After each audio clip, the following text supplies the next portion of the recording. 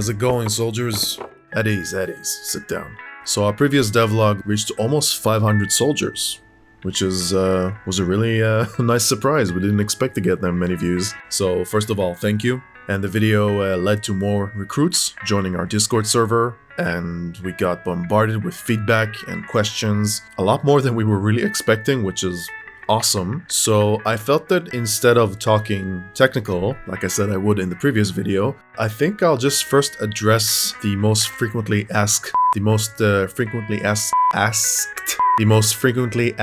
questions. Wow, that's hard to say. The most frequently asked questions to the best of my abilities. So I figured I'll just do an FAQ to lay down the groundwork and try and answer the most relevant questions. Please understand that so far nothing is really set in stone, and since game development is what it is, things may obviously change as we move forward. But for now, we discussed internally about things that we wanted to clarify, so let's just dive right into it, shall we? Hey man, cue the opening.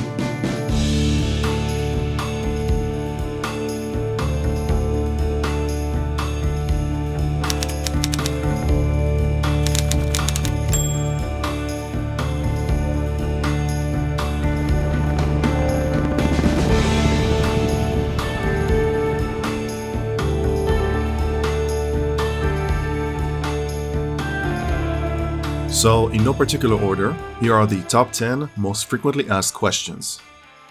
What is the default map size? As it currently stands, we want to stick to the basics. So, 512 by 512 with 64 blocks for height. Sounds about right for us. We're pretty sure that is the exact dimensions that they had in Ace of Spades, so we'll just stick with that. Next, how big will the blocks be in comparison to the player model? Same as the previous question, we're going to keep it the same. So the height of a standing grunt is 3 blocks, and it will be 2 blocks while crouching. Will there be an auto-climb feature for when I run up a mountainside or a hill? That's a great question, because after we did a match with you guys on version 0.52 of Ace of Spades that didn't feature auto-climb yet, we realized that our wrists would greatly benefit from an auto-climb feature. It is important for us that climbing should feel less effective than digging through the terrain. And by less efficient or effective, I think we plan to make going up hills and mountains slower than regular movement. It should feel like climbing 2 steps in a staircase, if that makes sense. Going down a mountain, however, or a sloped hill should feel a bit faster, and crouching will just cancel the effect altogether. This is something that will obviously require a lot of testing, but we definitely want to launch the alpha with some kind of auto-climb. Next, how will the spade work? And do blocks have different amounts of HP? Nothing is set in stone, but we're currently thinking of 3 general types of blocks: natural, player, and indestructible. Natural blocks are generated with the map and will take a single hit of the spade or shovel to destroy. Player blocks are, naturally, blocks that were placed by either your team or the enemy team. They should take a little bit longer to destroy, probably 2 or 3 hits. We kind of want you to be in the headspace of when you recognize player blocks, you need to really aim for like the weak points in their structure and try to be effective when taking it down. And to get you to think before you just start whacking away at their fortifications. Indestructible blocks will function like, the bedrock blocks in Minecraft, and they can't be destroyed. These should only be at the bottom layer of the map or in certain maps that are designed without destructible terrain in mind. We'll also include a secondary dig option that destroys 3 blocks at once at a slower pace. However, in Born to Build, we still want to give you blocks to your block wallet while digging this way. It's just a different way to dig. As for how weapon damage factors into this, as in how quickly will different weapons destroy blocks, we'll make sure that they are less effective than the spade, of course. This is obviously a very important design choice. It will basically change the way the game is played. It's all good on paper, but as with all our choices, we'll test it with you grunts and see what feels right to us. How many blocks can I carry? Alright, so you'll start the match with the default 50 blocks. You can farm additional blocks without any limit, maybe. And we're thinking that the amount could perhaps persist through death. That means that if you die with like 0 blocks, you will still respawn with 50. However, should you have more, let's say 300, you will respawn with those 300 blocks. The reason for this change is because we want to encourage building. So if you went on the offensive and you dug, a couple of tunnels and then died, you should still be rewarded for your effort. So when you respawn, you can immediately start to build some really meaningful defenses. Now that I'm saying it out loud, we'll probably add some kind of cap so you just, can't farm like thousands of blocks, but we'll keep it plentiful.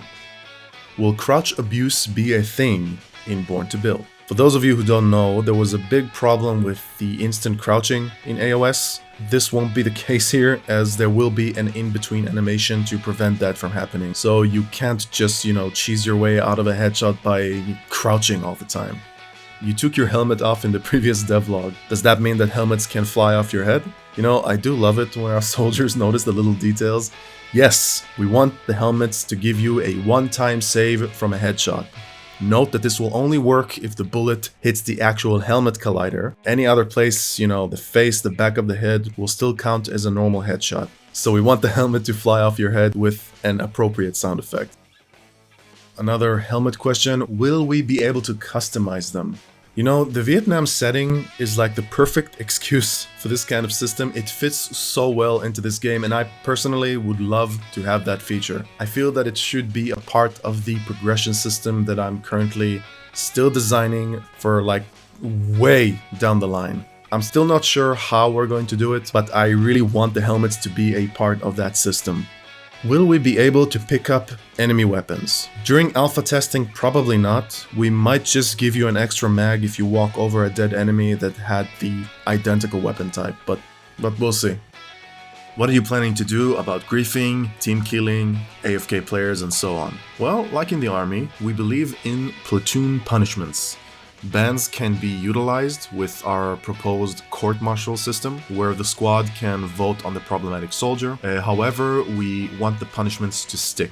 So, if a player is found guilty of a serious offense, his shovel will be replaced with a broom that does 0 damage and can't dig. The broom will also appear on the back of the soldier, signaling to everyone around him that they're playing with team killer, a griefer, and we're thinking of maybe, I won't say reward players for killing them, but probably removing like automated team kill bans or any, reduction to score, so it can really like push that sort of army feeling that if you disappoint your fellow squad mates, they are gonna f you up.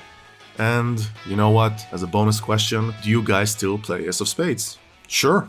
Even older versions like 0.2, 0.3, mostly thanks to Lieutenant Grandy. You can catch the next match on our Discord and sign up to Grandy on his Twitch so you can get notified the next time he streams the match. Do we know where the intel is? I keep writing it in the chat and nobody listens.